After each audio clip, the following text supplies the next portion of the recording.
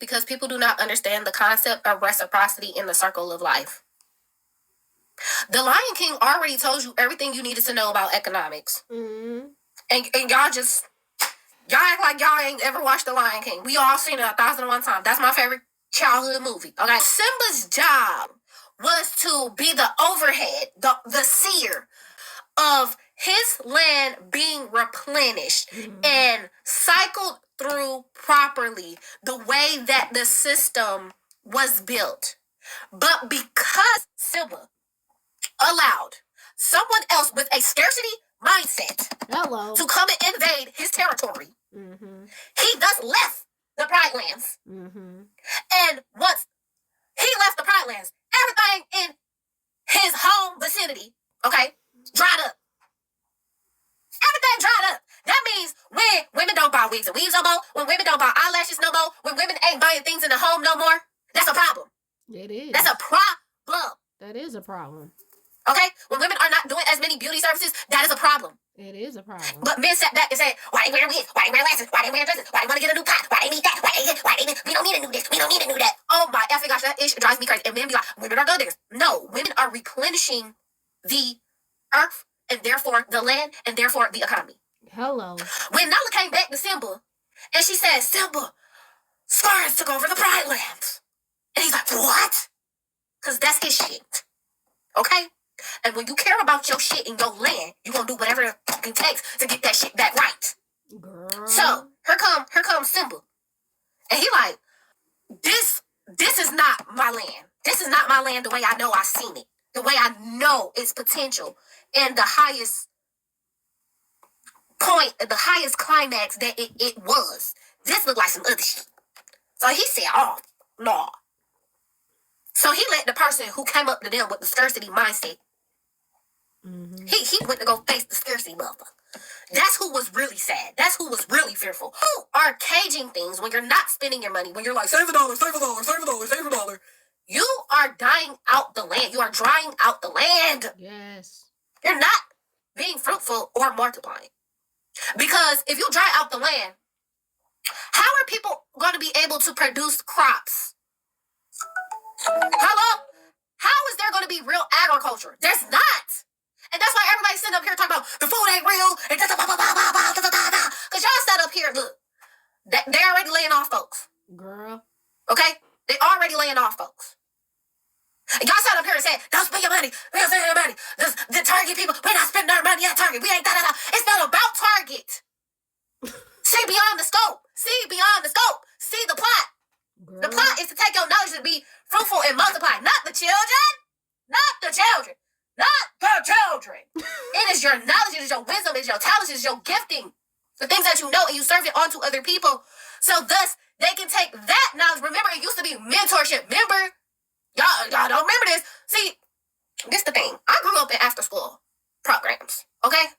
I think that's the biggest reason why I am the way that I am is because I grew up in after school programs. Okay? And I see what after school nonprofit programs actually do for people. Yeah. Okay? You have to learn reciprocity.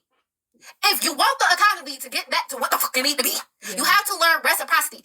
You have a role, they have a role. It's not you look onto this person's role and see what they doing, and then you nagging the fuck out this person's role because they doing their job. No!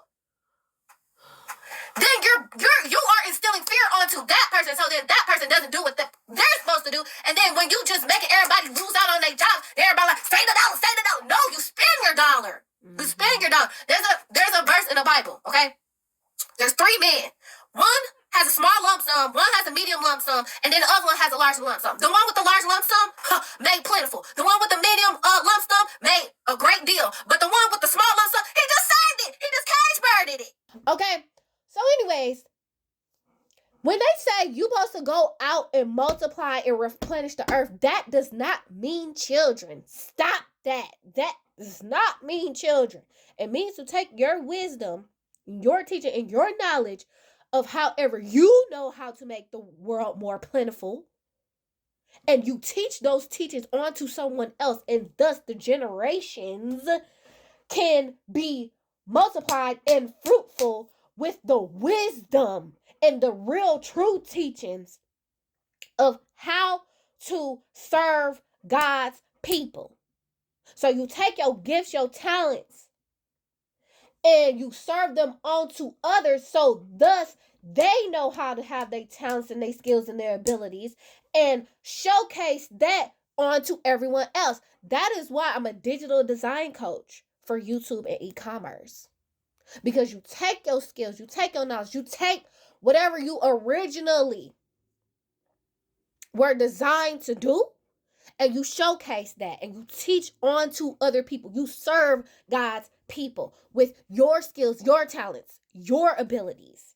Not you people please, not you lower yourself, not you accommodate everybody else all day long. No, you take what you know, what you're gifted with, and you learn how to formulate a message and thus get clarity and build a structure so thus you can lay that message onto YouTube and onto e-commerce platforms.